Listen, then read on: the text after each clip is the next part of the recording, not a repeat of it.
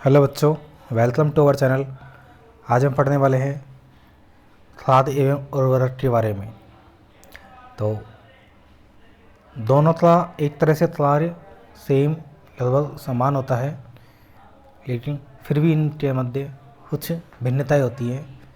तो क्या होता है, कैसे प्राप्त किया जाता है, क्यों ये दिया जाता है, कहाँ पे दिया जाता है, ये सब के बारे में हम पढ़ने वाले हैं।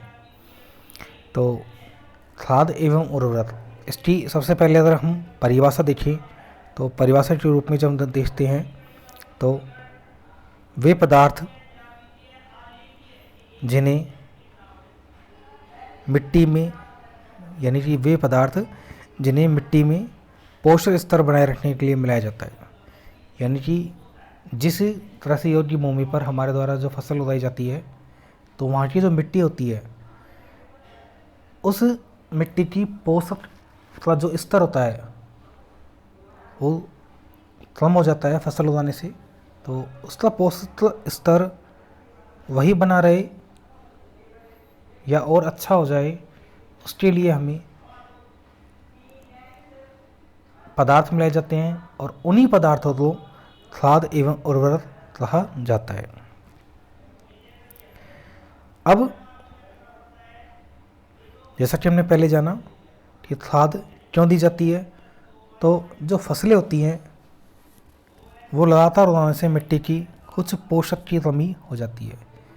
यानी कि जो किसान होता है उसके द्वारा कृषि की जो उसके पास जो भूमि होती है वह एक फसल प्राप्त करने के बाद में दूसरी फसल प्राप्त करने के लिए दूसरी फसल उगाता है, फिर तीसरी, ऐसे वो निरंतर लगातार फसलें उसमें उगाता रहता है।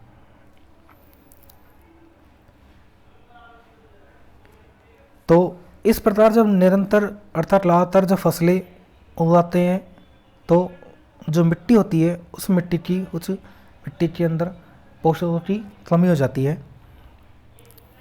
तो उस पोषक स्तर को बनाए रखने के लिए यानी जो क्षति उस पोषक की हो रही है, जो कमी हो रही है,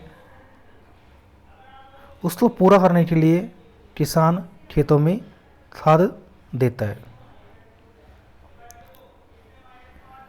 और यह प्रक्रमी खाद देना कहलाता है।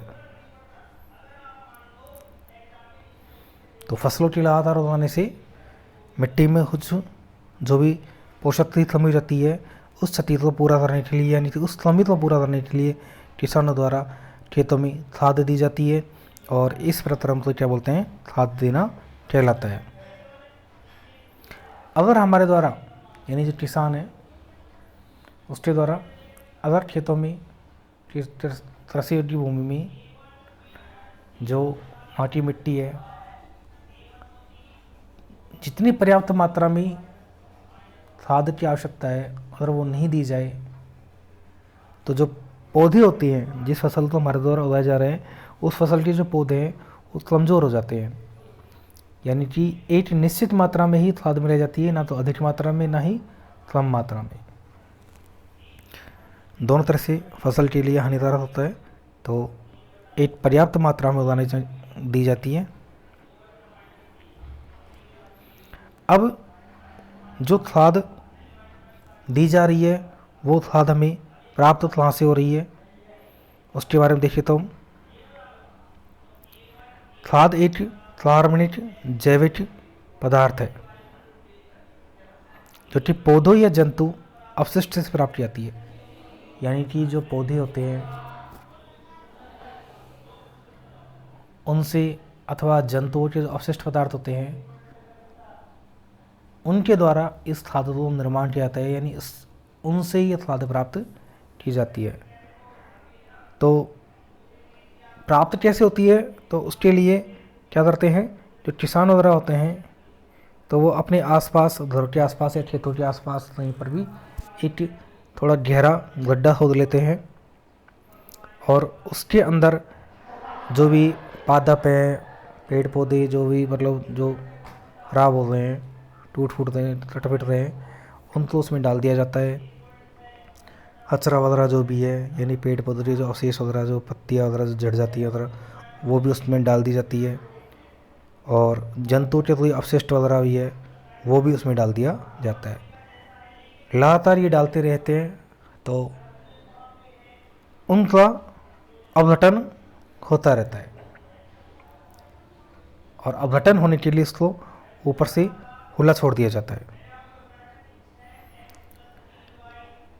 यानी कि तो ये ऐसा नहीं है इसको ढक दिया जाए, उस कर दिया जाए, बस एक खुला एक स्थान पर उस पर वो डालते रहते हैं, जिस कारण उनका अपघटन हो जाता है। जो भी जंतु अपशिष्ट वगैरह डाले हैं या फिर जो पेड़ पौधों की अपशिष्ट वगैरह जो पत्ती वगैरह जो भी हैं, चातलाई टूटे जो भी चीज़ हैं, तो अगर उसमें डाल देंगे तो उसका क्या हो जाता है, फिर अपघटन हो जाता है।